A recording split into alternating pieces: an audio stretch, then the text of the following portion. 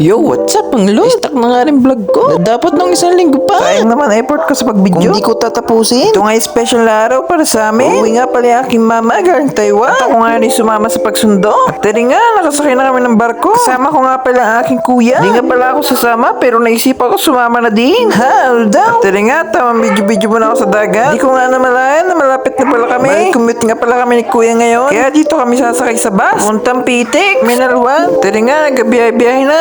Ay, talaga naman napaka-traffic. Maya-maya nga, pagdating namin dito, umuulan na. Naisip ko nga, sa sunod, bibiling ko rin mga kondonari. At dahil nga, malapit na kami. At ayan, nandito na tayo sa terminal ng Paranaque. Video muna, pang my day. Pagkatapos nga, bumaba, imanap muna kami ng pagkain. At ako nga rin nagugutom na. Dahil nga, Jollibee. At nga, nito, sumakay na kami ng taxi. Punta nga pala kaming naiya.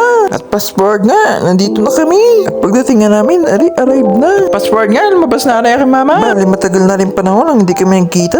At kami nga yung nagtigla ng konti. Nagmamadali nga rin aking kuya. Kaya kami umalis na rin. Nga, nung kabataan ko, inaalala ko. Ito nga yung mall na madalas ko puntahan. Tari nga yung SMB Kuta. Dahil dito nga kami dati nakatira. At pagkatapos nga na matagal namin biyahe, welcome to Batangas Port. Talaga naman napakabigat na mga bagahe ni mama. At kami nga hindi pa nagdi-dinner. Kaya kami bumili din eh. Passport nga, sasakay na ulit yung barko. Talagang napakasarap bumiyahe tuwing gabi. At malamig ang panahon. At tari nga, babay na. After few hours nga ni Tayan, nandito na kami sa Mindoro ulit. At alas 2 na nga pala kami umuwi. Hanggang dito na lang. Babush!